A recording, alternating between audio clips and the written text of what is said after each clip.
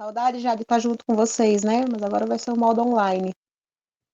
Então, a gente vai começar hoje o livro de Neemias, né? Reconstrução. A gente trabalhou o livro de Josué, Maturidade Espiritual. Descobrimos a nossa Canaã, as muralhas vieram ao chão, sangrou, circuncidou, foi difícil, né? Foi um aleluia para todo lado. Mas a gente venceu, conseguimos, chegamos até a reta final, né? E agora, depois de descobrir toda a tragédia, está na hora de a gente aprender a reconstruir esses muros, reconstruir as portas novamente. E nós somos dentro de nós. A nossa alma é um local que habita leite e mel. É uma terra boa, é um jardim regado. Esse é o princípio que Deus nos criou, né? O homem se contaminou, mas esse é o princípio que Deus nos criou. E muitos de nós, nessa trajetória, nessa caminhada, Só ergue um estamos pouquinho qualquer resgatando a coisa seu nossa. microfone que tá oscilando o seu áudio. O meu? Isso. É mais E pra agora, cima. melhorou? Isso, agora tá show. Ah, tá. Fala Deixa mais mais pra próximo, cima. então. Beleza. Então, muitos de nós, essa trajetória de Josué 1, né, e agora começando Neemias, estamos resgatando a nossa identidade, nossa paternidade, nossa maternidade, né, descobrindo nossos dons, nossos talentos, tanto para o reino como profissionalmente. Muitas pessoas aí estão mudando de área, entendendo que Deus tem algo maior, melhor, se profissionalizando, né? Eu estou vivendo essa fase agora. Tudo começou em Josué 1, quando eu decidi reconstruir as portas. Que seja um tempo abençoado para todos nós. Vamos orar antes de nós iniciarmos? Senhor Jesus, Pai amado, eu coloco, Pai, diante da tua presença, Pai, a vida de cada um de nós, Pai. Senhor Jesus, esse curso não pertence a nós, Pai, pertence ao Senhor. Foi um divisor de águas, Pai, em nossas vidas, Senhor. E como é maravilhoso hoje poder semear na vida de outras pessoas o que um dia foi semeado na nossa, poder colher os frutos, Pai amado, de tudo aquilo que o Senhor começou a transformar dentro de nós.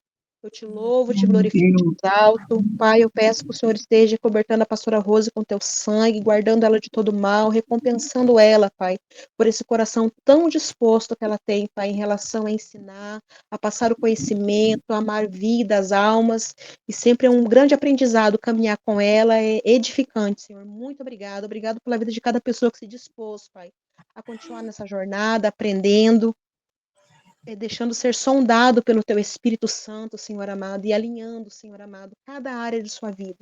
O Senhor esteja conosco neste momento. Pai, de mim nada tenho, tudo pertence ao Senhor. Usa a minha vida, a minha mente, o meu coração, as minhas palavras, me dê sabedoria, discernimento. Fica conosco, Senhor, em toda a trajetória deste curso, assim como foi com Josué. Seja conosco também em Neemias, Senhor amado. Nos ensina a reconstruir, segundo a tua palavra, o teu princípio, o teu querer e a tua vontade. Em nome de Jesus. Amém? Amém. Assim como a gente fazia no livro de Josué, nós vamos ler sempre o capítulo de Neemias, tá bom? Vamos ler lá Neemias 1. Neemias ora por Jerusalém. Esta é a história de Neemias, filho de Acalias. No mês de Quisleu, no ano 20 do reinado de Artaxerxes, rei da Pérsia, eu, que me chamo Neemias, estava em Suzã, a capital do país.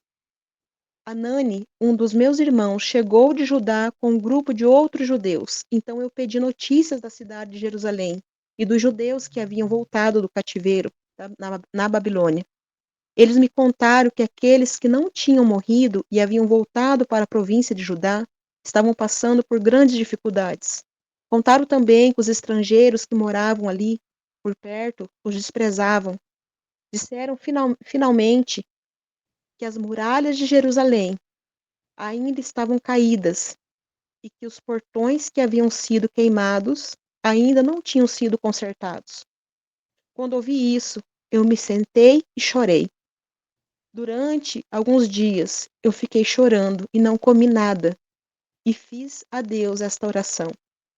Ó Senhor, Deus do céu, tu és grande, e nós te tememos, tu és fiel, e guardas a tua aliança com aqueles que te amam e obedecem os teus mandamentos. Olha para mim, ó Deus, e ouve as orações que faço dia e noite em favor dos teus servos, o povo de Israel. Eu confesso que nós, o povo de Israel, temos pecado. Os meus antepassados e eu temos pecado. Com os nossos atos, temos pecado contra ti e não temos obedecido os teus mandamentos. Não temos obedecido às leis que nos deste por meio de Moisés, teu servo. Lembra agora do que disseste a ele. Se vocês, o povo de Israel, forem infiéis a mim, e eu os espalharei entre as outras nações.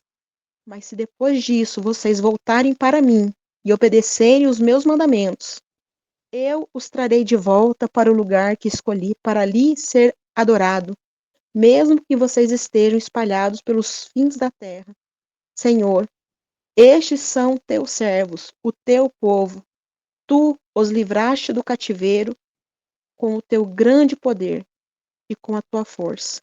Ouve agora a minha oração e as orações de todos os outros teus servos, que têm prazer em te adorar. Faze com que eu tenha sucesso hoje e que o rei seja bondoso comigo. Nesse tempo, eu estava encarregado de servir vinho ao rei. Amém? Todos vocês receberam a apostila em PDF, né? Lá tem a introdução, aí fala o muro da salvação, tem as referências bíblicas lá em Isaías, né? E o Senhor abaixará as altas fortalezas dos seus muros, abatê-las-á e derribá-las-á por terra até o pó. Tem várias outras referências ali também em relação ao muro da salvação. Eu estou fazendo pela apostila do que a gente recebeu no nosso curso, né? A pastora Rosa, ela fez uma apostila nova para vocês. Mas essa é a base que eu tenho aqui, é a base que ela criou também. Eu estou sem outro aparelho para poder abrir aqui em PDF. Aí tem os profetas maiores e maiores, mas vamos começar começando pela ocasião em que o reino foi dividido. O reino de Israel não deu ouvidos às mensagens de Amós e Oséias. Por essa causa, ele foi para o exílio. Judá, por sua vez, também não se arrependeu. Então, toda vez que nós andamos, né, em desobediências, haverá consequências. Nós seremos exilados de áreas, de processo, né? A gente vai ver que vai ter, diante de algum processo, vai haver um aborto. Então, a causa da desobediência, né, traz isso.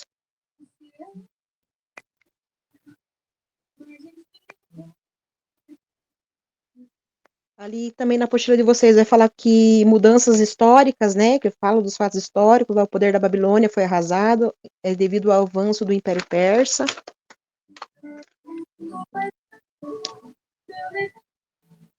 Vai falar sobre o clamor dos exilados, dolorosamente castigado, chegou aos ouvidos de Deus, e ele atendeu o clamor, levantando líderes que os guiassem de volta à terra de seus antepassados.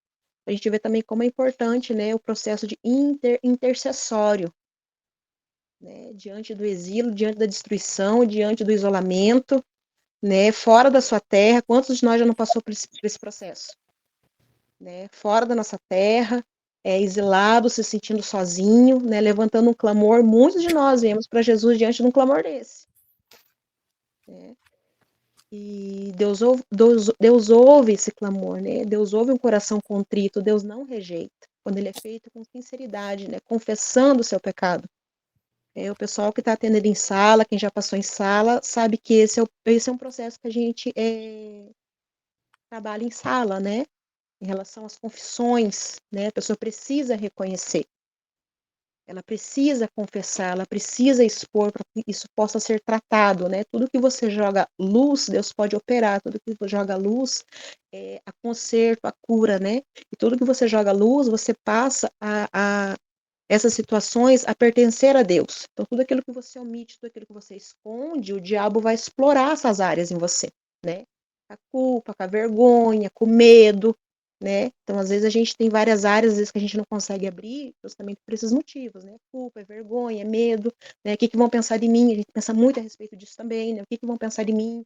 Né? O medo, às vezes, da pessoa tratar como as pessoas, às vezes que a gente precisa, às vezes, expor algumas coisas, como que essa pessoa vai reagir, né? Ela vai continuar me tratando da mesma maneira, né? Nós temos o Márcio, não sei se está aí no grupo, né? Mas tivemos o testemunho do irmão Márcio, né? Ele testemunhou lá para nós toda uma situação.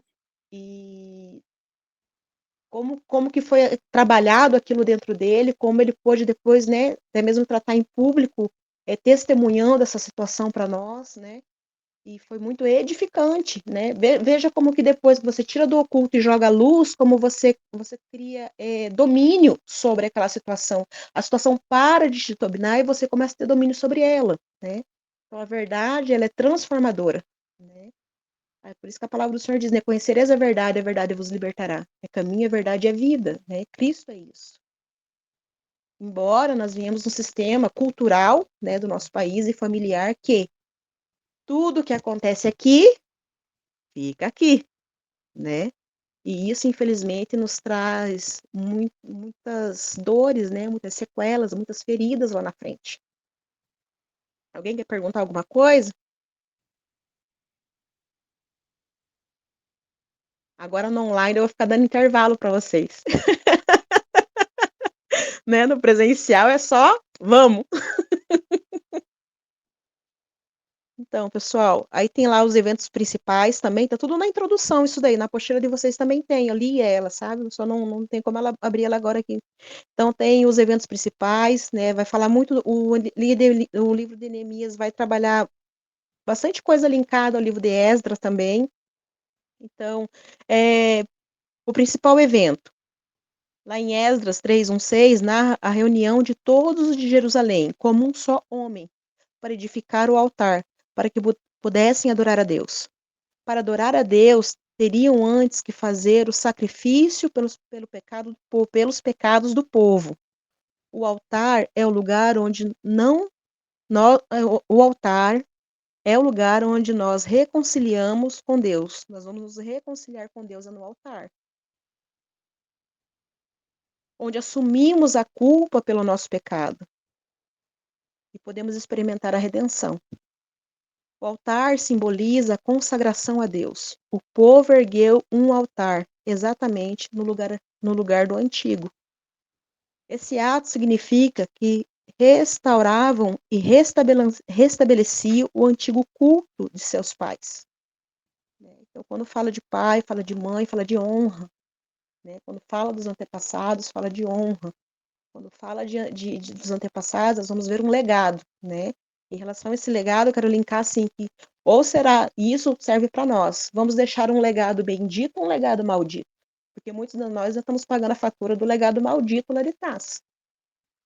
Né? Estamos reconstruindo um novo altar em Cristo, né, para poder adorar. Estamos ensinando uma nova geração a como manter esse altar de pé, né, para que o fogo não se apague.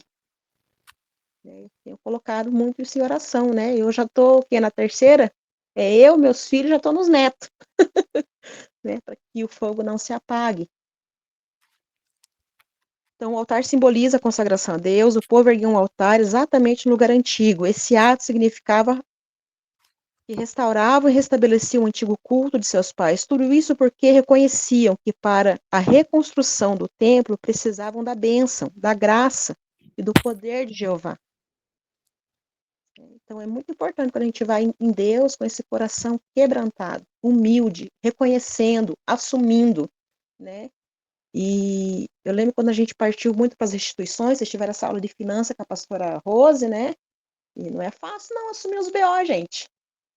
Encarar a fatura é duro.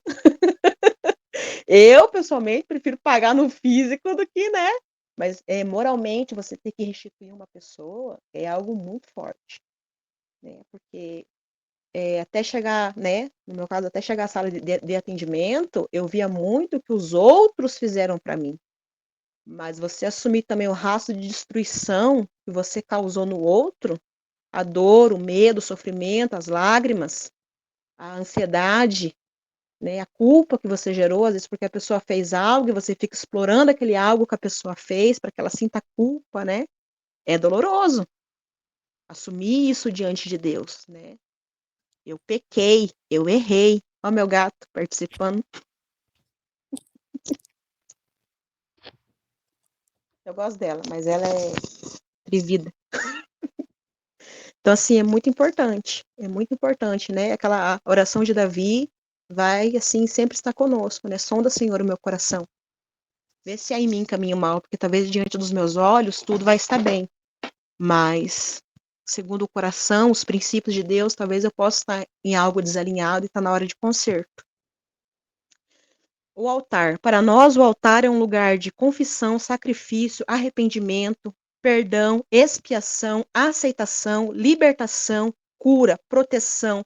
É o sangue de Cristo. Para que haja avivamento, primeiro é preciso nos arrependermos, confessarmos nossos pecados e voltarmos ao altar. Todos nós, quando pecamos, precisamos voltar para essa estrada chamada arrependimento. Né? É voltar ao primeiro amor. Lembra lá quando a gente aceitou Jesus? Que coração aberto, que espírito disposto, coraçãozinho, que pessoa humilde. Né? Então, isso é muito importante. Levantar o altar sobre a liderança de Zorobabel, os filhos de Israel, edificar o templo do Senhor. Então, ele fala assim, né? Todos nós, quando pecamos, precisamos voltar por essa estrada chamada arrependimento, que nos leva ao altar. Levantado o altar sobre a liderança de Zorobabel, os filhos de Israel edificaram o templo do Senhor. Então, existe uma liderança. Muitos de nós vai precisar. Todos nós, né, temos em relação ao pastoreio, né? O ministério psicossomático, cura da alma, né? Nós temos a nossa liderança, que é a pastora Cícera, vem a pastora Rose. Então, não sei vocês, mas eu mesmo não entendia como é que funcionava esse processo. Então, a gente chama de conselheiro, libertadores, mas na verdade, né, um dos nomes que eu particularmente gosto é facilitadores. Porque a gente está na igreja há muito tempo, a gente conhece, mas a gente não sabe como que caminha, entende? E em sala você tem esse direcionamento, é assim, vai. É nesse alinhamento, é nessa sequência. Então, isso facilita, né? A gente fica assim, meu Deus, né? Tanto tempo, como que eu não vi, como é que eu não entendi, por que eu não fiz antes? Né? Mas há um tempo também determinado para todas as coisas. Talvez, se fosse antes, você não teria a maturidade, a humildade de reconhecer, porque depois que você passa um tempo com Cristo, depois que você vai crescendo também em cargos, somos humanos, temos também essas limitações, né? E sala de atendimento é isso, tem que ter humildade para parar, para ouvir, para entender, para reconhecer, né? E coração disposto a fazer. Lá em Esdras 3:6 diz assim: Desde o primeiro dia do sétimo mês, começaram a oferecer holocaustos ao Senhor. Porém, ainda não estavam postos os fundamentos do templo do Senhor. O templo é o local onde adoramos a Deus, onde gozamos de comunhão com Ele e com os outros. Assim como precisamos levantar um altar em nosso coração, precisamos de um templo, uma área dedicada somente a Deus, né? Por isso os cultos, né? Precisamos de um espaço onde abandonamos tudo e entramos em sua presença para adorá-lo e estar em silêncio diante dele. É aí que nos fortalecemos e temos nossas forças restauradas e fundamentamos o nosso relacionamento com Deus. O templo é erguido em nosso coração pela comunhão que estabelecemos com o Pai. Quem negligencia o templo corre o risco de adorar. Isso aqui é forte, isso aqui precisa pegar várias áreas. De adorar outros deuses. Vamos pegar esse pedaço aqui. E aí?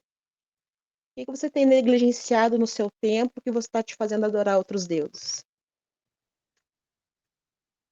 Fala da minha fase agora, vamos lá. Pensa aí, analisa, né, examine o homem assim mesmo, a Santa Ceia que você toma. Negligenciando o tempo. Si, repete a frase, por favor. Vamos lá, aqui a gente fala assim. Esse aqui está na apostila de vocês, viu? Tem vários trechos aqui da minha que está na de vocês, eu li lá hoje.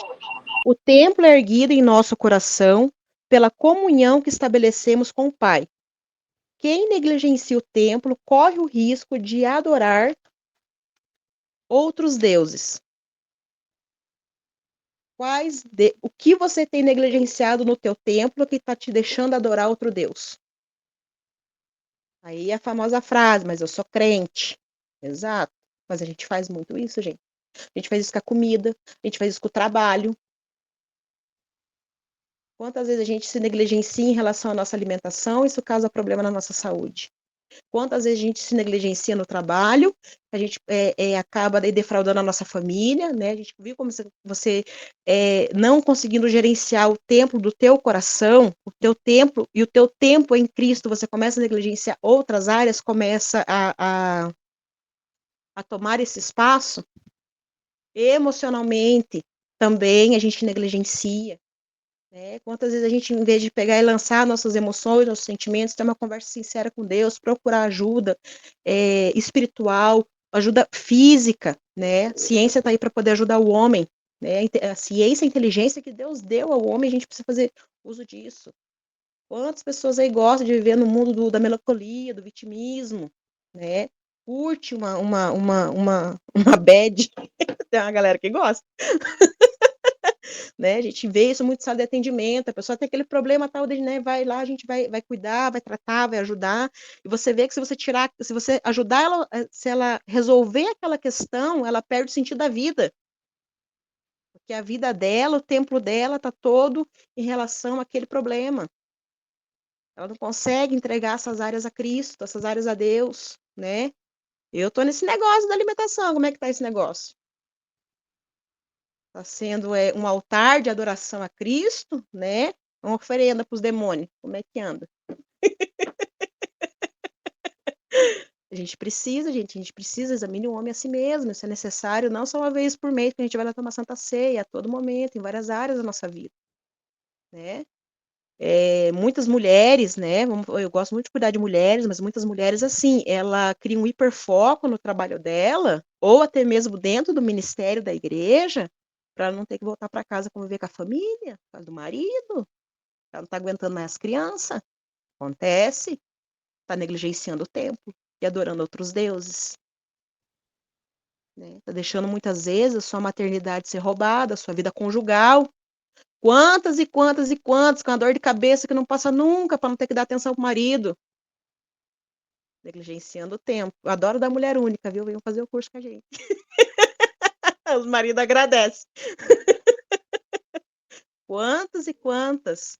Arruma uma briga no fim do dia para poder fugir, mandar ele dormir na sala. Acontece, gente. Tá errado, tá negligenciando o templo. Pastora Rosa não vai querer lançar esse vídeo. Mas isso é muito importante. A gente precisa nos examinar.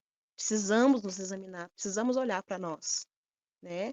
Lá é fácil ser crente, gente, no domingo. Colocar nossa roupinha de domingo, Bíblia debaixo do braço, lá na frente, aleluia, glória a Deus, aí fechada. É gospel pra caramba isso.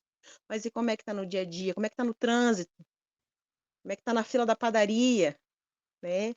Como é que tá quando alguma coisa não sai conforme o teu querer e a tua vontade? Como é que você consegue lidar com essas situações? Consegue produzir o fruto do Espírito? Consegue sentir paz? Consegue ter alegria? Consegue sentir amor, bondade, longanimidade, autocontrole, domínio próprio, paciência? Né? A palavra de Deus não diz que seria fácil, mas nos garante que é possível. Perguntas?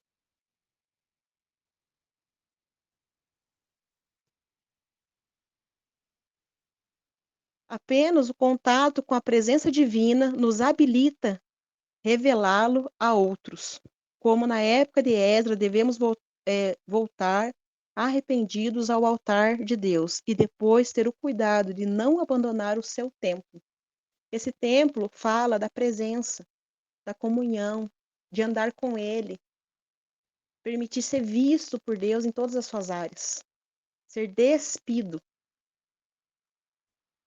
Vocês entendem quando eu falo assim, você estar despido diante de Deus? Totalmente despido, totalmente nu? Diante dele? Permitir que ele te veja dessa maneira? Confiar nele a tal ponto? Eu lembro que quando eu virei crente, eu gostava de fazer assim, eterno e poderoso Deus, Senhor da glória. Eu tinha uns negócios assim. Não sei se era só eu, gente, mas tinha uns negócios assim. Entendeu? Gente, Deus é tão gostoso caminhar com Ele, é tão gostoso quando você está naqueles momentos, sabe? Eu lembro que uma das dificuldades que eu tinha era chorar. E eu entendi que era necessário. Jesus chorou. Caramba, Jesus chorou e eu não choro? Como assim?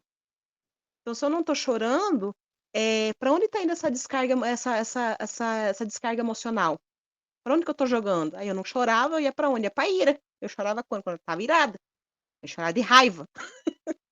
Entende? Quando, na verdade, o correto é o quê? Você parar diante de uma situação, você precisa parar um tempo, tentar digerir aquilo, chorar, né? Nós vemos uma cultura mesmo que machuca muito os homens, né? Aí vem agora, machucava, porque agora tem um desequilíbrio, né? Que o homem não chora, né? E tem que ter equilíbrio nesse negócio, né? Então, assim, homens, eles precisam chorar, né? Ele precisa ter um momento que ele sente o impacto, ele precisa digerir aquilo. As esposas precisam ter essas sensibilidades, a pessoa não está bem, precisa dar o espaço da arca para ele, deixa ele digerir, né? Chorar acalenta, né? Lembra, nosso ministério é grudado ali com o Espírito Santo, consolador. Mora em mim, ó, que gospel. Mas isso é muito importante. Os filhos, gente do céu, nossa, olha, eu fui mãe, eu descobri uma música circular. Fiquei, o dia inteiro fiquei escutando aquela música, gente. Nossa, mas você não é crente? Eu sou, mas tem música circular que é boa pra caramba. E até postei, gente, que mexeu tanto comigo em relação à minha maternidade, tanto comigo, porque eu lembro que eu não dava espaço para meus filhos chorar. Não podia chorar, não. Chorar é sinal de fraqueza. E hoje eu vejo, né, minha filha, e ela fala, tá tudo bem, pode chorar, né? Ela fala pra minha neta, chora, pode chorar. Né? Bateu, machucou, doeu, chora. Brigou, chora. Respira. Tá tudo bem, eu tô aqui. Pode ir lá continuar fazendo o que você estava fazendo. Eu não tinha essa maturidade, eu não tinha essa visão, porque culturalmente foi criado no que engole o choro. Cala a boca, engole o choro. E lógico que com uma pessoa que é criada assim, quando ela gera filhos, ela parte para a mesma coisa, né? Se ela não tiver, se ela não adquirir conhecimento, se ela não for ensinada, ela vai repetir as marcas, né? Do que fizeram nela, né? Da música que eu estava ouvindo, fala assim, as suas feridas me machucou, né? Fala de mãe essa música que eu ouvi lá, né? Mãe, as suas feridas me machucou, né? E muitas vezes a gente faz isso, né? A gente vê o ciclo se repetindo. Mas hoje nós estamos em Cristo, hoje nós temos um altar de adoração, nós temos um Deus que nos ama, que quer nos ensinar, que diz para você que não precisa mais ser dessa maneira. Tudo que você é, tudo que eu sou, em Cristo vai ser potencializado, muito melhorado, lapidado. Ele nos gerou para isso, esse é o princípio. Enquanto não dermos ao Senhor o lugar que Ele deve ter em nossa vida, não poderemos experimentar a salvação e nem crescer espiritualmente. Então, nós precisamos dar a Ele o espaço. Então, o alicerce do muro da nossa salvação é a pedra de redenção. Lá em Isaías 28:16 diz assim: Portanto, assim diz o Senhor Deus: Eis que eu assentei em Sião uma pedra, pedra já provada, pedra preciosa, angular, solidamente assentada. Aquele que crer não foge. Farei do juízo a régua e da justiça o prumo. Saraiva varrerá o refúgio da mentira, e as águas arrastarão o esconderijo. Esse texto fala de uma tempestade destruindo o refúgio das mentiras e as paredes da rejeição e revolta.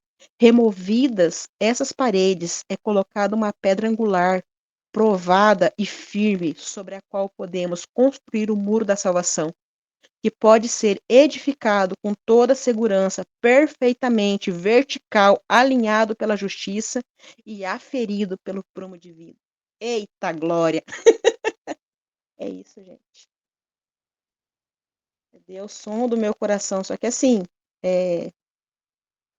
o texto fala de uma tempestade destruindo o refúgio das mentiras, as paredes da rejeição e da revolta. Está preparado para isso, para essa devastação dentro de si próprio? Aleluia, dói mesmo. Para que Deus possa reconstruir o muro da salvação, para que nós podemos ser edificados com toda a segurança na palavra, no princípio, na presença, perfeitamente vertical, alinhado pela justiça e aferido pelo prumo divino. Essa foi a introdução de Neemias. Vamos entrar em Neemias agora, capítulo 1. Tá tudo aí na apostila de vocês. Eu vi lá, a pastora Rosa fez muito bacana, muito alinhadinha para vocês. A palavra restaurar tem a ver com instaurar de novo, repor no primitivo estado, restabelecer, tornar a pôr em vigor, restabelecer, dar novo esplendor, consertar, reparar. Só se pensa em restaurar algo que está destruído ou em processo de destruição ou deterioração. Fala-se muito em restauração. Nas artes, quando se deseja restaurar um quadro, uma peça antiga, uma escultura, um prédio histórico. Quando usando esse exemplo aqui que ele dá, né, das artes, que se fala muito em restauração, vai falar muito também a respeito de uma pessoa que é perita, que tem autoconhecimento para poder reconstruir isso. Então, quando você compra alguma coisa e dá defeito, onde você vai? Atrás do fabricante. Então, tudo que está desalinhado aí, tudo que está em desordem, você tem que ir no fabricante. Você tem que ir no manual do fabricante. Né? É aí que a gente vai para a palavra, é aí que a gente alinha princípios. Sala de atendimento é isso. Chega lá, tudo detonado, porque usou tudo da maneira errada. Deu defeito, quebrou tudo. Tem coisa que dá para repor, peça, tem coisa que não, vai ter que fazer o processo da restauração mesmo. E é igual construção, né? Todo mundo aí que mexe com reforma sabe que dá muito mais trabalho você reformar alguma coisa que você construir do zero, né? Isso aí pega muito pra gente em sala de atendimento, quando fala de relacionamento, né? Tá lá já, explícito. Mas eu vou orar e vou ganhar para Jesus. Será que sou eu que caí nessa? Eu peguei gato por leve. Mas vamos que vamos, né? E depois também não dá para jogar no colo de Deus, não. A gente fez a escolha. Eu lembro que eu estava tão, mas tão convicta da minha, que eu fui lá pro cartório, com testemunho e tudo, olha só, né? Mas aí você tem que se chamar a responsabilidade, né? Então, assim, porque o que você vai fazer? Você está construindo do zero? Não. Você já sabe exatamente aonde a peça está dando defeito. Mas, por uma ilusão sua, sem você ser o fabricante da peça, você acha que você vai dar conta. Tem um conhecido meu, a Lu vai saber quem é, que ele desmonta o carro dele por conta e sobra um monte de peça, mas o carro pega, ele fala que aquelas peças ali, ó, é tudo coisa que a indústria coloca, que não tem nada a ver. Aí passa 2, 3 dias, dá defeito de novo. Mas tá tudo ok. Todo conhecimento que o mecânico estudou, tem, tempo, né? É tudo irrelevante. E a gente, em relacionamentos, às vezes faz exatamente isso. Aí a fatura chega, né? E aí a gente assume a responsabilidade. Vai doer? Com certeza. Vai ter todo um processo de reconstrução. E esse processo não pertence somente ao outro, pertence muito mais a mim, né? Eu cheguei isso para mim foi libertador, quando eu entendi que a minha vida com Cristo era independente da escolha que o meu marido fizesse, porque eu teria que fazer a minha. E caminhar ao lado dele era eu amá-lo e aceitá-lo além disso. Lógico, a gente tem princípios básicos, né? Há casos e casos, né? Cuida da casa, cuida dos filhos, trabalha, né? Então, tem os princípios básicos que você precisa, né, para um bom convívio, um bom relacionamento, uma pessoa que me alegra, uma pessoa que me respeita, né? Mas não quer servir a Deus junto comigo, a bencinha, não quer, né? Não quer. Fica nessa. Como é que fala? Quando fica oscilando? Tem isso também. Acontece muito, aparece muito em sala de atendimento pra gente. Né? Mas quem fez a escolha? Quem assume essa responsabilidade? Você constitui uma família. Ah, mas agora aceitei Jesus. Diz que tudo se fez novo. A gente dá uma solução também em sala. Eu vou orar para você morrer, dele casa de volta. Não, não dá. Não se assume. Agora você alinha, você vai em Deus, você entrega a Cristo, né? Você assume a sua responsabilidade, você se cura, porque quando você se cura, você aprende a curar o outro. Isso é desafiador para nós que somos mulheres. Por quê? O que a palavra fala? Que nós vamos ganhar eles como? Isso é um desafio tremendo. Cala! Lembra da escolinha do Sr. Raimundo? Viu, abençoada? Não sei pra você, mas pra mim isso é desafiador, porque eu olho assim, ó, já vem, já em 5.000 palavras de uma vez só. Aí o senhor fala como? Calada. Aí você pode adotar o meu método. O que você faz? Leva no bom humor, porque se você for levar a sério, você enlouquece. Eu levo de bom humor. Lembra que Jesus também ama essa vida. Né? Você também ama. É que você vê mais os defeitos no momento, né? Que se irrita em situações, acaba vendo, colocando a lupa mais no defeito do que na qualidade, né? Mas com certeza é uma excelente pessoa, né? Então, se não fosse, você não tinha se aliançado, né? E isso é assumir a responsabilidade. Sou muito grata pela vida do meu marido. Os meus filhos, as pessoas às vezes falam, gente, que tudo, 90% é tudo meu marido. Pô, acho que é eu, não é não. Isso é dele, é a essência dele nos nossos filhos, né? Se fosse com outra pessoa, não seria exatamente os filhos que eu tenho agora. Então, Deus, ele é maravilhoso. A gente precisa entregar essas áreas, a gente precisa reconhecer, a gente precisa ser transparente com Cristo. Né? A gente culturalmente também, em relação às nossas igrejas, assim, ensinado culturalmente, nosso país, nossas igrejas é muito ensinado assim, a gente querer passar uma imagem para Deus. Né? E não é passar uma imagem, é ser a imagem e semelhança dele. Né? Às vezes a gente quer passar uma imagem de santidade, assim, não. Né? É quem você é no seu dia a dia, quem você é na sua simplicidade, quem você é no seu cotidiano. Vamos lá? Então, o livro de Neemias descreve o processo de restauração dos muros da cidade de Jerusalém, que foram destruídos durante a invasão babilônica. Queremos falar deste processo de restauração dos muros da cidade, liderado por Neemias, um homem que era patriota, mas temente a Deus. Nossa intenção não é apenas descrever os caminhos que o levaram a realizar a sua missão, mas aplicar espiritualmente as verdades contidas nesta restauração.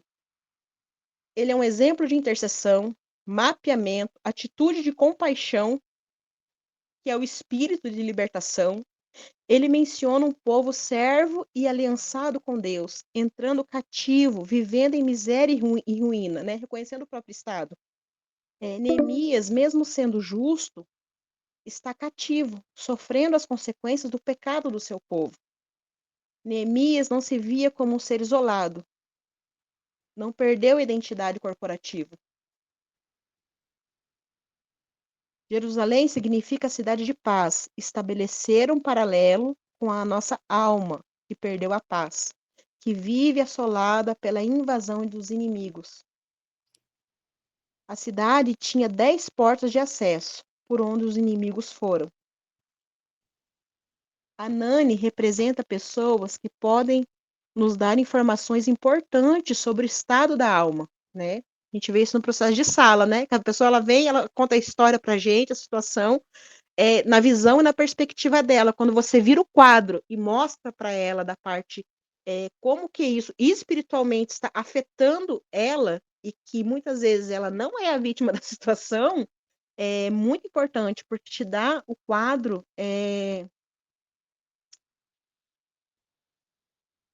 representa a pessoa que pode nos dar as informações importantes sobre o estado da sua alma. Então, às vezes, né, a pessoa não está vendo aquela situação da maneira correta, alinhada com o princípio de Deus.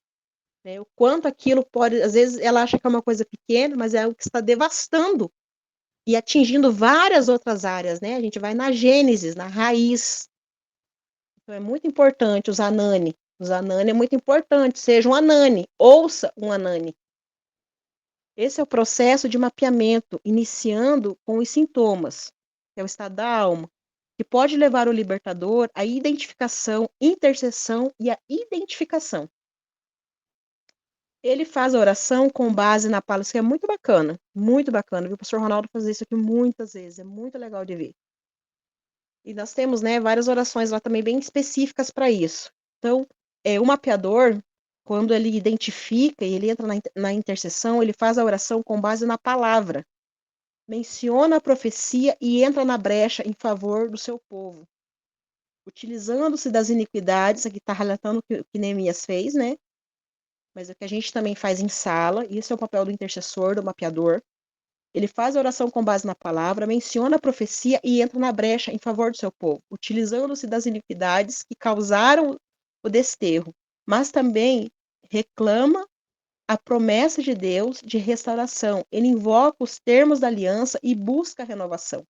Neemias não é o líder do seu povo, ele não é o pastor, mas ele se interessa por sua libertação. Quem anseia por uma restauração se põe a jejuar e orar, reconhecendo que o estado de miséria é resultado de uma vida de pecados diante do Deus de poder. Pessoal, vocês me avisem o negócio do tempo, da chamada que vai encerrar? A gente abre mais um link. Então, qual é a revelação? Conhecer o Pai.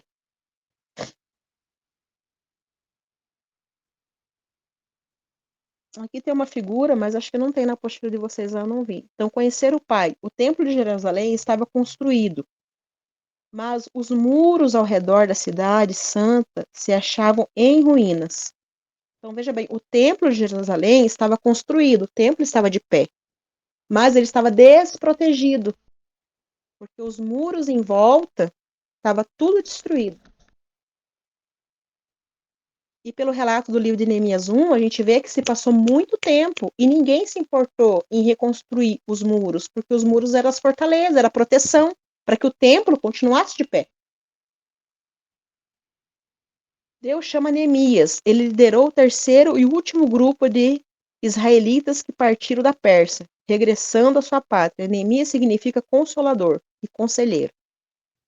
E fala da obra do Espírito Santo, que se coloca ao nosso lado para nos fortalecer e guiar nos caminhos de Deus. No contexto circular, Neemias foi copeiro, construtor de muros e governador.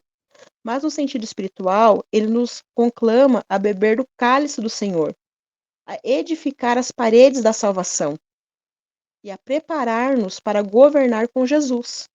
No capítulo 9 de Esdra, fala de reconciliação, enquanto de Neemias mostra o povo de Israel tomando a herança que lhe fora dada por Deus. Quando a gente vê lá no processo de Josué, que você começa a descobrir as fortalezas da sua alma, que você começa a entender as feridas, como que esse processo se deu, como você se dispõe a encarar tudo aquilo, né? E você passa por aqueles processos todos, Neemias agora sou filho com direito, com herança, com autoridade, quero o que é meu por direito. Né? Você vai ver que Neemias ele chega com uma outra postura. Né? Ele não chega pedindo favor para ninguém. Lá na frente você vai ver que os inimigos vêm ter com ele, estou fazendo uma grande obra. Não posso parar. Eu não tenho tempo para isso. Ele está totalmente focado, determinado, tanto que o tempo que ele termina os muros é algo surreal.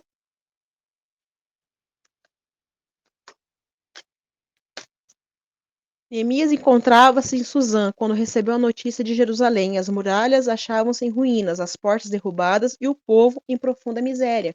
Por que o povo estava em miséria? Embora o templo estivesse de pé, com os muros caídos, o povo estava desprotegido, não tinha proteção. Que fala sobre, cadê? Neemias 1, 4, 5. Diz assim: Tendo eu ouvido essas palavras, assentei-me, chorei e lamentei por alguns dias. Olha que interessante, isso aqui é um princípio. Né? Aqui também a gente trabalhou lá em primeiro a Josué lá. Tendo ouvido essas palavras, assentei-me, chorei e lamentei por alguns dias. Lembra lá o tempo do luto? Quanto tempo que eu paro, sento e choro? Quem lembra? 30 dias. Exato, 30 dias. No máximo 70. Então, aconteceu uma tragédia na sua vida, aconteceu alguma coisa, algo assim impactante, é seu direito. Senta, para, chora, lamenta alguns dias. Depois você se levanta. e esteve jejuando e orando, ou seja, ele busca um renovo espiritual, ele busca forças perante o Deus dos céus, e disse: Ah, Senhor Deus dos céus, Deus grande e temível, que guardas a aliança, olha, ele reivindicando a palavra de volta, a palavra, ele reivindica a palavra de Deus para Deus mesmo. Deus grande e temível, que guardas a aliança e a misericórdia para com aqueles que te amam e guardam os teus mandamentos. Ao adorar e exaltar a Deus por quem ele é, Neemias estava trazendo para dentro de uma conjuntura diversa o Deus a quem o Deus a quem tudo é possível. Então, independente de como ele estava se sentindo, independente da situação ao redor dele, ele sabia que para Deus nada é impossível. Nosso Deus é um Deus do impossível. E muitas vezes, diversas vezes, no decorrer da nossa vida, nós teremos essas situações. Que tudo vai parecer contrário. E nós teremos que levantar nossos olhos para o céu. Nós teremos que ter essa confiança, né? As pessoas querem definir como é fé, né? Para mim, fé é confiança. Eu vou ter que confiar tanto em Deus, tanto no Deus que eu sirvo, tanto na palavra dele, no amor que ele tem por mim, no propósito dele sobre a minha vida, que independente de como estiver a situação, de como eu mesmo estiver me sentindo, que ele está no controle e que ele me dará um escape diante da situação. Ele me mostrará uma saída, ele vai me direcionar. E esse cativeiro vai ter que virar, essa batalha vai ser vencida. Talvez não da maneira que eu queria, porque né, quando a gente quer em dois tempos, fazendo a força do braço. Mas quando é ele direcionando, e muitas vezes, às vezes a gente entra em batalhas e situações que Deus está na hora de nos podar, está na hora de lapidar. Né? Deserto é local de passagem, mas é um local de grande aprendizado. Ninguém gosta de deserto. Quem pode de vocês dizer, gente, eu amei passar aquele vale? Aquela situação foi horrível, não, ela foi maravilhosa. Não, ninguém. Você consegue entender e ver depois que você passou por ela. Aí você entende o quanto você cresceu, o quanto você aprendeu, como que o teu olhar mudou, como a tua maturidade veio, como você se tornou mais paciente em relação a essas situações, coisas que às vezes você né, se descabelava, hoje você já entende de uma outra maneira, você já vê de uma outra forma, a maturidade chegou, o aprendizado veio. Então, assim, isso é muito importante, chama maturidade. Ao adorar e exaltar Deus por quem Ele é, então ele trouxe, né, Deus para essa conjuntura, entendendo que Deus é um Deus do impossível. Quando Neemias se pôs a louvar e adorar a Deus, seu coração se encheu de fé. Então, precisamos adorá-lo. Eu entendo assim que em muitas situações a gente não está bem para adorar. A gente não quer nem papo com Deus, né? Eu lembro que eu passei uma situação que, né, uma situação que passei junto com a pastora Rose e ela queria muito saber o que estava acontecendo, ela queria auxiliar, né? E eu precisei ficar em silêncio, assim, total, absoluto. Né? Eu lembro que para mim foi um destravar, né? Hoje eu vejo, na época não. E eu precisei entrar no meu quarto, pegar vários travesseiros, colocar na minha cama e falar assim, Deus, eu preciso de colo. E eu sem entender as minhas emoções, porque eu não entendi o que era chorar, eu falei assim, eu preciso chorar. Peguei um monte de almofada, né? Coloquei e deitei como fosse o colo de Jesus e falei assim, eu preciso chorar, eu preciso de colo. Faz muito tempo que eu não sei o que é isso, colo, sabe? Parar, poder sentir. Eu preciso chorar. Porque depois que eu levantar daqui, eu tenho que resolver. Mas agora eu preciso chorar. Então, assim, gente, Deus, ele é tão maravilhoso, ele é tão precioso, ele é tão delicado em cada detalhe. Então, quando Neemias se pôs a louvar, então nesses momentos a gente precisa aprender a louvar, a gente precisa aprender a adorar, né? E adorar não é só você dar aleluia com glória a Deus. Adorar é você chamar ele para pertinho. Ah, Deus, hoje eu não estou afim de falar, mas eu queria tanto o Senhor aqui comigo. Fica comigo, Jesus. Tá doendo, tô sofrendo, não sei o que fazer. Quantas e quantas vezes a gente passa situações que a gente não sabe o que fazer, a gente não tem resposta. A gente não sabe nem como é que a gente se enfiou naquela situação. Não é assim? Como é que eu vim parar aqui? Como é que chegou nesse ponto da minha história, da minha vida? O que eu tô fazendo aqui? Né? E a gente vai precisar louvar, a gente vai precisar adorar, a gente vai precisar levantar os olhos para cima, né? A gente vai trabalhar a porta das ovelhas, isso é muito importante. O Senhor fala que nós, né? Ele fala que ele é pastor e nos trata como ovelhas. A ovelha não pode andar sozinho, gente. Isso é muito importante. Nossa, isso para mim foi um desafio. Eu sempre fui muito, muito de querer, eu sempre gostei muito de solitude. Mas uma coisa é solitude, outra coisa é você ficar sozinho. Isso é perigoso, porque outra pessoa agrega, protege, ela vê as áreas que você não está vendo, né?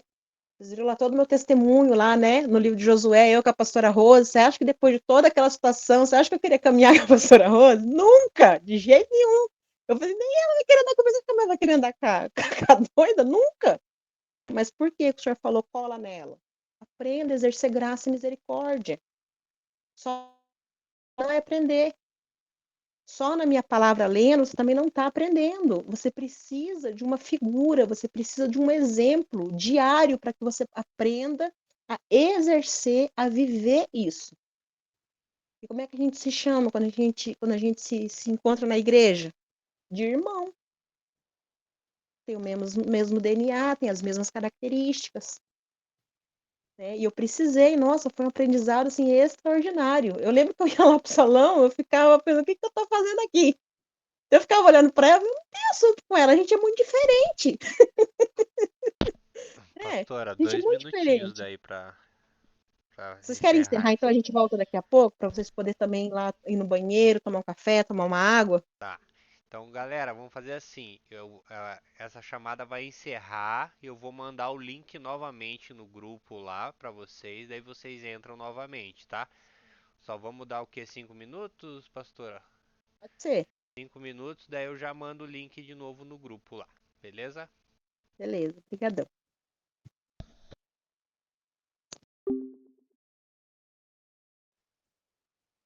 Pode continuar, então.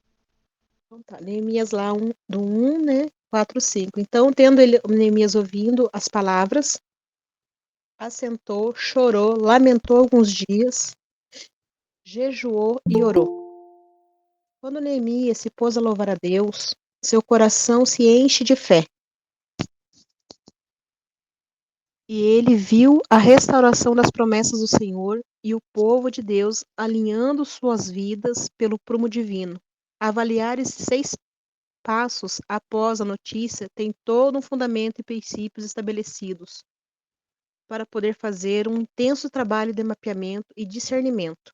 Esses 6 passos são: assentar, é parar para ouvir e entender; chorar, é o arrependimento e compaixão. Você vai ver que todos vocês passaram por sala de atendimento, né? Você vai ver que teve todos esses passos. Então, assentar, você para, você ouve, você entende. Chorar é o arrependimento, é a compaixão. Lamentar, humilhação, reconhecimento da situação. Alguns dias é um tempo para meditar. Jejuar, sensibilidade espiritual. Orar é ouvir Deus, estabelecer os princípios. Perguntas? Se nós, quando estivermos atravessando um deserto, cultivarmos a atitude de louvar a Deus, também receberemos a revelação de que necessitamos para ser aprovados diante das provas da vida, fortificando o muro da salvação. Temos 7 barras de ferro. A primeira dessas barras, isso aqui na verdade ele está falando. Bem, eu vou ler aqui para vocês. Isso aqui tem um desenho na apostila, na minha apostila, acho que não tem não sei, não vi na de vocês. Revelação de que necessitamos para ser aprovados diante da prova da vida. Fortificando o muro da salvação, temos 7 barras de ferro. A primeira dessas barras, que se acham fixas na base, é a da revelação. A revelação não se restringe a um conhecimento novo ou uma compreensão mais profunda das coisas de Deus. Trata-se de um claro discernimento das coisas espirituais, cujo impacto no coração do homem é tão forte que opera nele uma transformação. O requisito básico para se receber uma revelação é a obediência à palavra de Deus. Em João 14, 1,6, Jesus fala de sua partida aos discípulos, os quais ficaram perturbados com essa revelação. Jesus lhe respondeu: Eu sou o caminho, e a verdade e a vida. Ninguém vem ao Pai senão por mim. Os discípulos ainda não tinham entendido o que Jesus queria lhes dizer. Então Jesus explicou que eles não deveriam parar no caminho, mas prosseguir até o destino, que é a comunhão íntima com o Pai, pois Ele é o caminho que nos conduz ao Pai, a quem nós também precisamos conhecer. Né? Isso aqui é bem interessante porque muitas pessoas, assim, né, isso vai refletir também na nossa família, né? Ama Jesus. Nossa, Jesus é muito irmão, né? Tem toda uma sensibilidade com o Espírito Santo, mas quando chega na hora de conhecer, entender e se relacionar com Deus, a pessoa cria uma barreira, né? Porque Deus é Pai, Deus é autoridade, tudo que temos na Terra é uma réplica do que existe no céu. E tem pessoas que têm muita resistência, né, em se relacionar com Deus, Deus Pai. Jesus é Deus, Espírito Santo é Deus, mas com Deus Pai, essa figura de autoridade, de provisão e de proteção, encontra-se uma resistência. Toda reconstrução e reconciliação depende de avaliarmos onde caímos e como aconteceu. Toda reconstrução e reconciliação depende de avaliarmos onde caímos e como aconteceu essa queda. Depois de avaliarmos que tudo tem uma gênesis, ou seja, como começamos e com quem começamos. Outro entendimento que precisa se ter no livro de Neemias é que, diferente de Josué, onde Deus participa ativamente em todo o processo de conquista, em Neemias, Deus fazia morada. Ele habitava, tabernaculava em Jerusalém.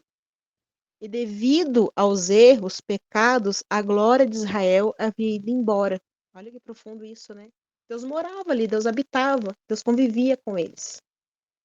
Por causa dos pecados de Israel, Deus foi embora. Uma situação é saber conquistar com Deus, né? Conquistar com Deus, essa primeira parte foi Josué. Outra é manter Deus.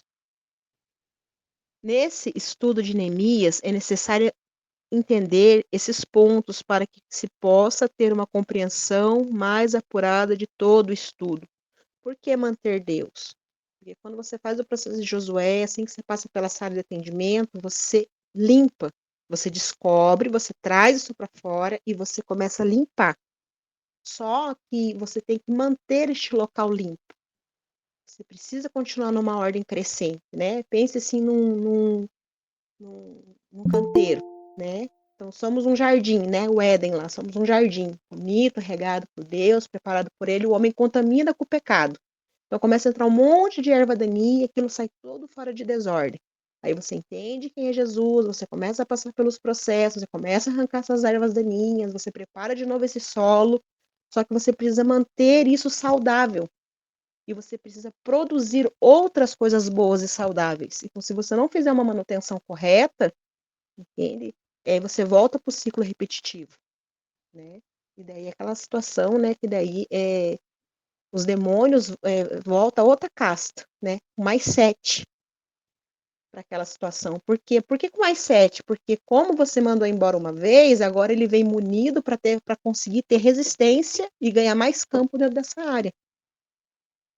Então a gente sempre tem que estar muito atento.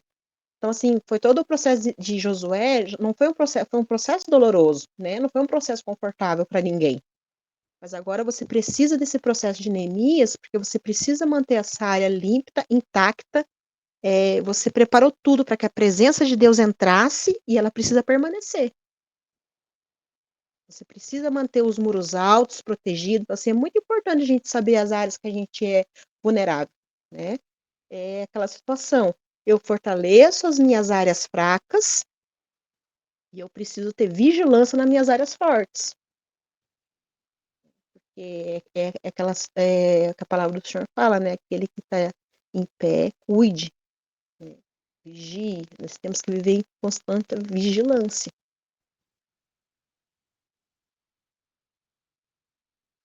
No capítulo 1, iremos construir todo o entendimento de que Jerusalém, cidade de paz, estava totalmente desolada, abandonada, desprotegida. Quando fala dessa cidade de paz, vai falar da nossa alma. Então, muitos de nós começamos a caminhada com Cristo, vamos para a sala de atendimento e não temos nada de cidade de paz. Não existe isso em nós, paz, né? A gente aprendeu lá na matéria de Josué que a paz é uma pessoa, o nome dele é Jesus Cristo, é o príncipe da paz. Então, a gente vai estudar que nós iremos construir, né, com um entendimento de que Jerusalém, cidade de paz, estava totalmente desolada, abandonada e desprotegida, um lugar onde Deus já esteve ali, e ele foi embora. A vigilância, né, para que Deus volte a habitar neste local e não saia mais dele. A glória de Israel, assim como em Josué, Canaã, é a nossa alma que precisava ser conquistada, uma terra boa. Jerusalém significa que agora nossa alma está completamente reduzida à miséria e desprezo. Compaixão é a palavra de ordem nesse primeiro capítulo. Sentir o que os outros sentem, sentir o choro, o gemido do Espírito Santo pela nossa alma que viveu momentos de glória com Deus e agora estava totalmente desolada. A reconstrução espiritual demanda disciplina. Disciplina. Lembra lá quando vocês passam por sala, tudo lá, e a pastora Rose fala assim, ó, vocês vão me entregar meditações. Por quê? Por que ela pede essas meditações? A pastora Rose precisa de meditação? Não, ela já tem as dela, ela faz, ela consegue produzir o próprio alimento. É para ensinar vocês a se disciplinarem, separar um tempo para tudo, se aprofundar, se dedicar, falar com Deus, ouvir dele, preparar seu próprio alimento. Lembra que a gente falou lá em Josué? É muito bom comer fora, restaurante, fast food, mas isso detona a tua saúde. Você tem que produzir o seu próprio alimento saudável, nutritivo. Então, a compaixão é a palavra de ordem nesse primeiro capítulo, porque vai pegar, né, Neemias 1, do 4 ao 5, onde ele assentou, ele chorou, lamentou alguns dias, e jejuando e orando. Se você for ver, Neemias, ele estava sendo copeiro do rei, Neemias estava numa boa situação. Neemias não estava miserável. Ele estava ali exercendo um trabalho com excelência, tanto excelência que ele exercia o trabalho dele, que o semblante dele chamou a atenção do rei. Né, que deu para ele as cartas que ele precisava, que investiu naquilo que ele precisava, que o liberou durante o tempo que ele precisava para poder resolver todas as situações. Então, mas quando ele ouviu falar da terra dele, por isso que, né, na apostila de vocês vão mais para trás, eu li, tá um trecho curtinho, mas ele era patriota, né? Ele se sensibilizou com a situação do outro. Eu falo dessa compaixão, né? Às vezes a gente precisa exercer isso também em sala de atendimento, essa compaixão, né? Todos nós um dia estivemos sentados naquele cantinho do pensamento ali, não é fácil, né? Você se sente assim extremamente vulnerável, né? Eu me sentia muito, até mesmo porque eu só escutava tudo culpa tua, culpa tua, né? O pastor Ronaldo é uma bênção, né? Mas ele, e assim, e glorifico a Deus por isso, porque assim, Deus usava ele de uma linguagem e de uma maneira que eu conseguia entender. Se fosse de uma outra forma, me abordasse, falasse comigo, me disciplinasse, me corrigisse e me orientasse em relação aos princípios, eu não daria ouvidos. Então, assim, Deus é cirúrgico, muito preciso. Ele vai colocar a pessoa correta, na hora correta, da maneira correta. Então, esse capítulo 1 vai falar, né, da compaixão. Compaixão é a palavra de ordem nesse primeiro capítulo. A reconstrução espiritual demanda disciplina. Conhecer onde erramos, como erramos, por que erramos, irá fazer toda a diferença. Porque você se torna estratégico. Então, aonde eu errei, como eu errei, por que eu errei, por que eu permaneci, por que eu estendi isso. Você aprende a se policiar, né? Você vai usar a sua inteligência em relação a isso. Parece uma coisa muito óbvia, mas muitas pessoas vivem ciclos repetitivos justamente por isso. Ela não para prestar atenção. Que ela está tomando de volta as mesmas decisões, ela está indo novamente para o mesmo caminho e que isso vai levar novamente às mesmas consequências. Aí fica o ciclo repetitivo.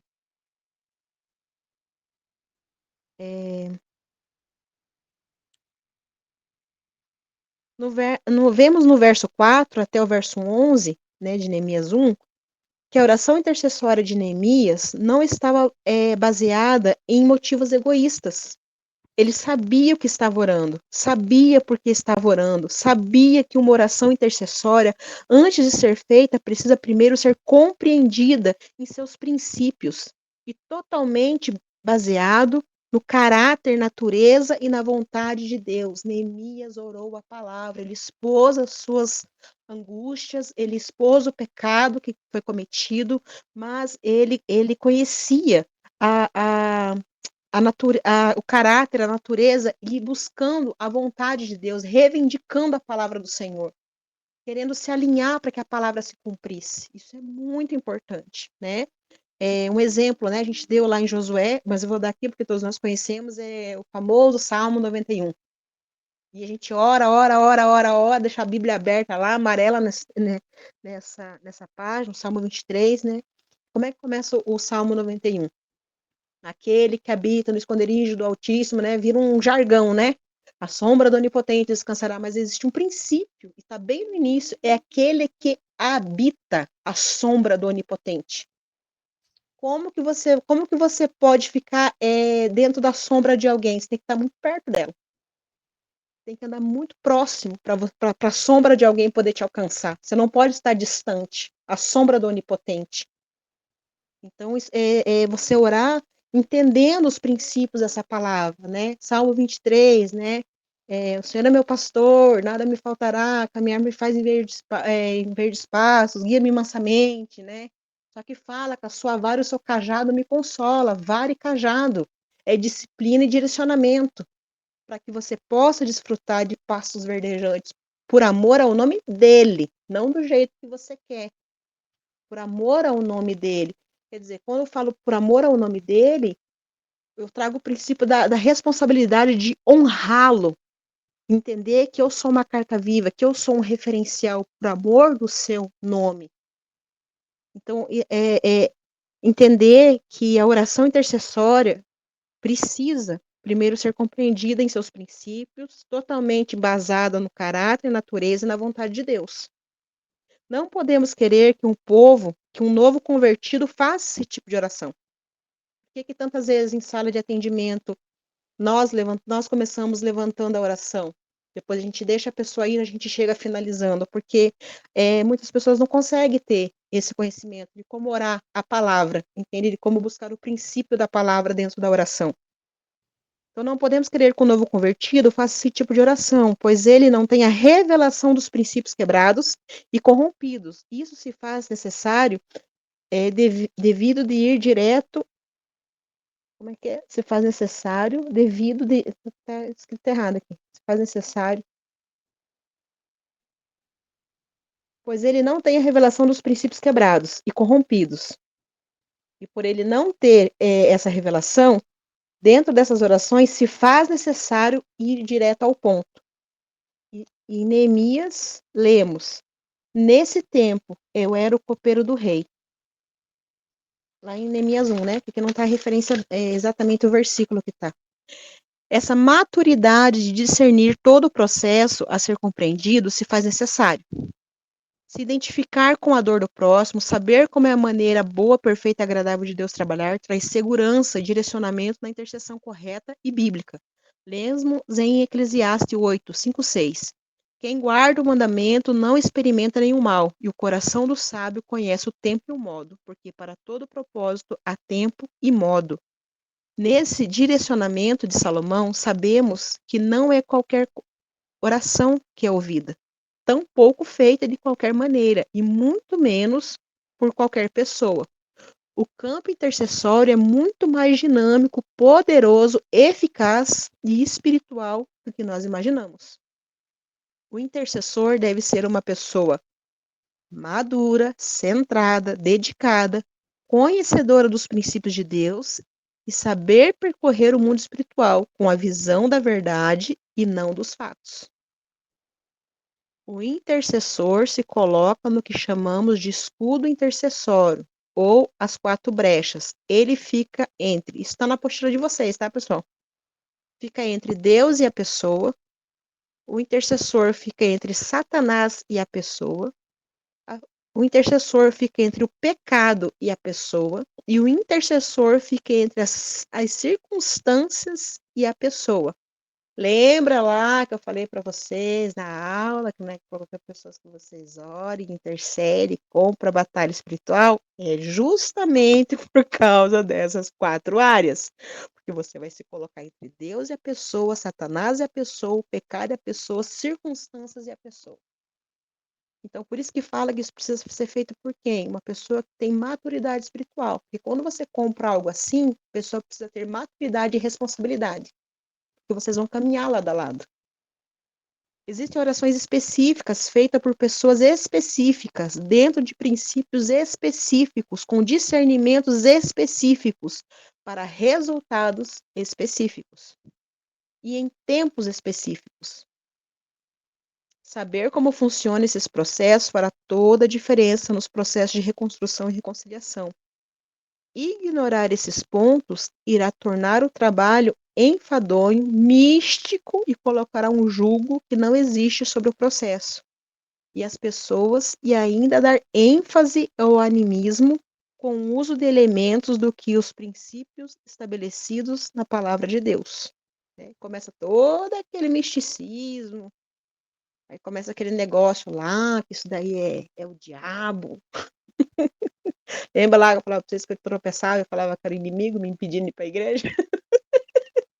Ainda contei pra menininha da outra igreja, ela é mesmo, tia, meu Deus, ele tenta me derrubar direto. Aí começa, mas por quê? Falta de maturidade, conhecimento. Então, aqui quando fala que tem que ser uma pessoa madura, centrada, dedicada, conhecedora dos princípios, saber percorrer o mundo espiritual, a visão da verdade e não dos fatos, né? Por que a visão, por que com visão espiritual da verdade e não dos fatos? Porque as pessoas dissimulam em sala de atendimento. Então, você não vai se atentar aos fatos. É extraordinário, porque o Espírito Santo, na hora, bate para você que ela está mentindo. Você começa já a compreender e fazer outra linha de pergunta, assim, é muito interessante isso. Quando a gente fala assim que as pessoas, muitas vezes, né, a gente trabalhou em Josué isso, em relação a essa cultura que nós temos, né, de não falar, de não contar, de não expor, de não procurar ajuda, a gente sempre falou, existe o local correto, né, existem as pessoas corretas, justamente por quê? Para que a pessoa se sinta acolhida, porque ela possa cuidar, ser cuidada, tratada com todo o respeito que ela precisa, e para que ela se sinta direcionada a todo tempo, né, até ela poder finalizar aquilo que ela necessita. Então, a gente comentou lá, né? Ninguém quer cair na corrente gospel da igreja, né? Saindo contando para todo mundo, ora por ela, ora por ela, ora por ela. Não, ninguém quer isso. Então, existe, tem que procurar as pessoas corretas, precisa do ambiente correto para isso ser feito, então precisa ser pessoas maduras, que compreendam todo o estado do processo, né?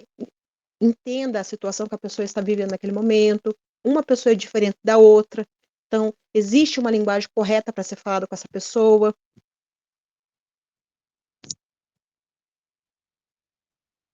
Ser copeiro do rei é ser maduro, é ter responsabilidade, é saber o que está fazendo, para quem está fazendo e o porquê você está fazendo. Gente, isso é muito importante. Você tem um ministério na igreja, você está servindo Jesus, você ama Deus, você aceitou Cristo, você quer ir para o céu, você tem que saber, você tem que ter essa maturidade, você tem que ter essa responsabilidade. O que você está fazendo? Para quem você está fazendo? Por que você está fazendo? Aonde você vai chegar com isso? Eu acho que isso a gente tem que perceber em todas as áreas da nossa vida, né? Espiritual, financeira, relacionamento, né? Paternidade, maternidade, amizade, gente, é muito importante. Lembra, né? Dizem que você é um reflexo das 5 pessoas que você mais convive, né? E esses tempos atrás eu estava vendo, né? Minha filha casou tudo e eu tô convivendo muito com homens, né? Em casa que só tem homem, agora ficou só os meninos e meu marido. E pode ver que a minha linguagem é um pouco diferente. Eu estava observando esses tempos, porque eu estou convivendo muito com homem, né? Eu convivo muito só com figura masculina, eu convivo pouco com figura feminina, ultimamente, né? Que fica mais o meu marido e os meus filhos, né? Meus filhos, tem um de 20 anos, tem outro que já vai fazer 17, né? E tem o meu marido. Então, eu estou muito dentro da linguagem deles, né? Porque você acaba, não tem como, você começa a conviver demais, né? Então, até em relação à amizade, a gente precisa, né? Por que que eu tô andando com essa pessoa? O que que essa pessoa agrega na minha vida? O que que eu tô agregando com ela? Por quê? Pra quê? Aonde que a gente vai levar isso? Tem pessoas que a gente conhece no decorrer da nossa vida que você quer levar ela, ter esse vínculo com ela para sempre, né? E você não precisa estar ali constantemente junto, né? Mas é uma pessoa que você guarda no teu coração, você vê que você tem uma ligação diferente com ela, acrescenta você. Então, ser copeiro do rei é ser essa pessoa madura, maturidade, responsável. O que você está fazendo? Para quem você está fazendo? Por que que você está fazendo? E aonde você está querendo chegar com isso? Aí vai falar, né, aquele versículo lá, porque um menino, quando fala assim, porque um menino nos nasceu e um filho se nos deu. O governo está sobre seus ombros, está na apostila de vocês. Por que um menino? Porque quando eu falo de menino, eu falo de maturidade, eu falo de um caráter que está indefinido, eu falo de uma criança. Então, esse menino, ele nasce, somos nós em Cristo, nós estamos nascendo. E um filho, quando eu entendo que eu sou filho, com direito, com herança, com autoridade, com essa responsabilidade, eu levo o legado do meu pai. Fala de maturidade, fala de homem, fala de caráter definido. Se nos deu o governo vai falar de responsabilidade, discernimento. Né? Fala de ombro fala de, ombros fala dessa responsabilidade. Lembra que a gente trabalhou em Josué, as pedras que foram levadas aos ombros, a responsabilidade contar para a nova geração, os feitos que o Senhor fez lá do livro de Josué que a gente trabalhou. Na apostila de vocês está assim. Arrisco dizer que Deus usa as tribulações para fazer a separação entre homens e meninos. Deus usa provas, tribulações, situações para nos provar, para nos lapidar, nos amadurecer, para deixarmos de ser meninos e começar a ser homens, né? É interessante que você vai ver situações lá atrás que você passava, que você achava que ia se afogar dentro de uma poça d'água. Hoje você olha com olhos totalmente diferentes. Meu Deus do céu, como que eu fiquei tão, né, descompensado por essa coisinha mínima? Poxa vida, né? Não acredito que eu fiz isso. Não precisava, né? Hoje, com a visão, com a maturidade, com a postura, com o discernimento, com a sabedoria, né? Trataria essa situação de uma maneira totalmente diferente, não sofreria tanto por isso, né? Eu lembro, né, da minha. Eu sou 40 a mais, né? Então, não tinha internet tanto assim, né, na época da minha juventude. Eu lembro assim que às vezes tinha as bandas, os shows, gente do céu. Eu nunca fui muito disso, mas eu lembro das minhas amigas, gente, era um choro, era um desespero, era uma dor na alma, assim, que eu ficava até com medo. Eu falei assim, meu Deus, será que é assim, tão sofrido assim, gostar de um artista? Hoje, né, eu falo com as minhas primas, elas põem a mão na cabeça assim, gente, eu não acredito que eu chorava por isso. Assim, de chorar, de não conseguir dormir, sabe? De pegar todas as financinhas, assim, todo o dinheirinho que entrava, investir naquilo. Assim, meu Deus, mas por quê? Menina, juventude, maturidade. Gente, existe um tempo certo para isso, né? Eu já sou vó já, né? Mas assim, quando você tem filho novo, né? Eu lembro que meu filho chegou uma fase assim, que o cabelo dele virou um arco-íris, né? Meu marido ficava assim, meu Deus, esse menino cada dia tá com o cabelo de um jeito, mas lógico, né? É, o cunhado é barbeiro, ele era cobaia, mas não é cobaia, mas hoje chama de modelo, né? Modelo. Ele era modelo. Então, um dia tava laranja, um dia tava azul, um dia tava verde, um dia tava branco, um dia tava amarelo, um dia tava com luz. Eu tenho até hoje o vídeo quando a Rosa fez luzes nele, foi a primeira vez que ele mexeu no cabelo, assim, ele ficou apaixonado. E meu marido falou, olha isso, que não sei o quê. Daí eu olhei e falei assim, deixa ele pintar, deixa ele fazer. Porque assim, a idade é essa. Eu não quero ele com 25, 30, 40 querendo fazer esse tipo de coisa na cabeça. Porque agora ele é menino. Mas logo ele se tornará um homem e será uma fase que irá passar. E graças a Deus a gente passou.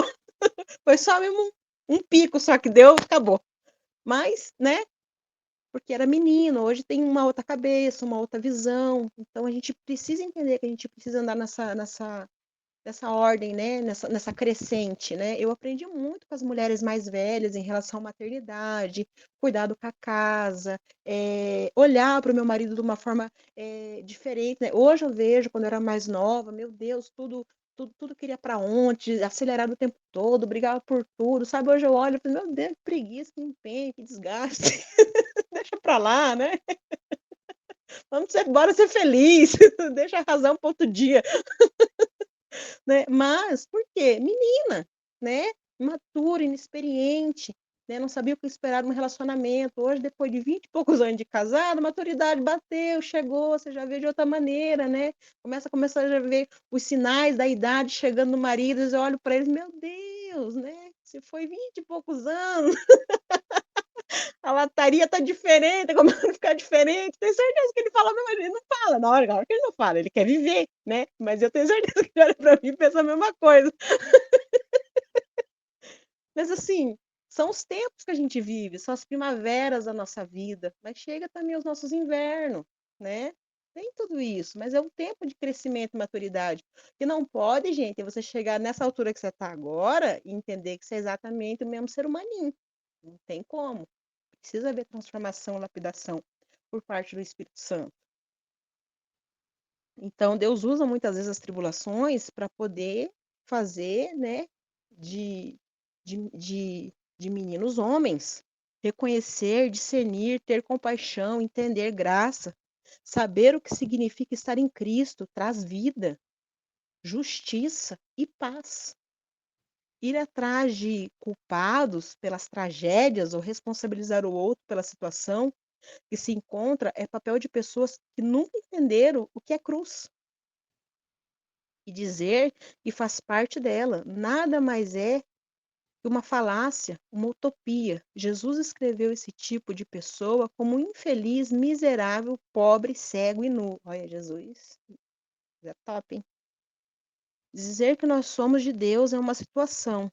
Deus dizer que nós somos dele é outra bem diferente. Em Neemias é isso que a gente vai buscar. Não é só nós dizermos que, que nós somos de Deus. Nós vamos buscar Deus dizer que nós somos dele. Né? É ser reconhecido no céu. Olha que coisa extraordinária. Então vamos lá, vamos finalizar. Então, o que a gente estudou nesse capítulo? Compaixão é a maneira de se identificar com o próximo. Reconstrução espiritual depende de discernimento dos princípios. A oração com propósito definidos tem resultados definidos. Maturidade espiritual faz parte do processo de reconstrução. Escudo intercessório é a base da reconstrução espiritual. Ser líder é ser maduro, é discernir as desordens estabelecidas. Deus trata com responsabilidade quem tem maturidade. Identidade em Deus é uma revelação de vida diária. Amém, pessoal? Perguntas? Então é isso, né? Vamos embora para Neemias, esse é só o capítulo 1. Então, assim, não sei que você está lamentando, chorando aí, mas agora é jejum, oração, ficar de pé e caminhada. Vambora. Vai no aleluia mesmo, igual nós foi com Josué. Vai doendo, vai chorando, vai gemendo, mas vai. Amém? Vamos orar para a gente poder finalizar?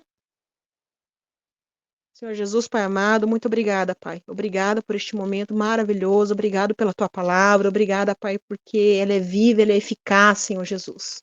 Nós possamos ser como Neemias, ter essa maturidade, trabalhar ali em nós constantemente em todas as áreas da nossa vida, Senhor. Sonda-nos, Senhor Jesus, alinha-nos com a sua boa, perfeita e agradável vontade.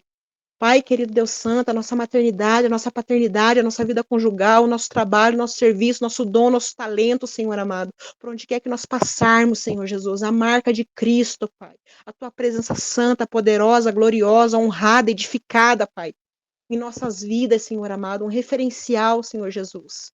Pai, repreenda todo mal contra as nossas vidas, Senhor Jesus. Tudo que vem contra nós, colida com o teu Espírito Santo, coloca as nossas famílias, Pai amado, debaixo do teu sangue, das suas mãos potentes e poderosas, nos dá uma noite de sono tranquila, reparadora, Pai, em nome do Senhor Jesus, renova nossas forças para o dia de amanhã, declaro que o nosso dia vai ser um dia de paz, de alegria, de conquista, de vitória, em nome do Senhor Jesus, obrigada por cada vida aqui presente, Senhor amado, Deus querido, Deus santo, prepara a próxima aula, Senhor amado, com a pastora Rose, Pai, enche o coração da tua filha, Senhor amado, ministra, Pai, poderosamente, Senhor amado.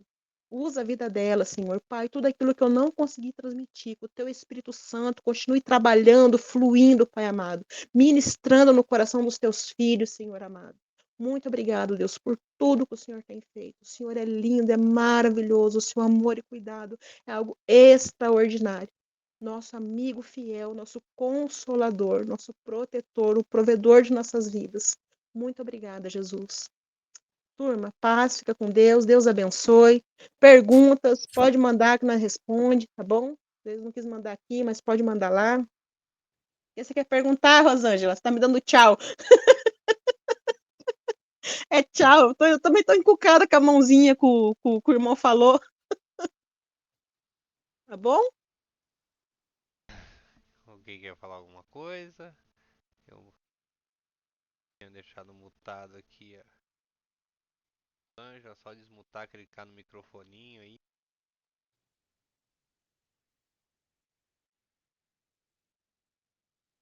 O preço é o mesmo, falando ou não falando, então. Bora, pô. Elder, Boa noite, pessoal. Deus abençoe. boa noite.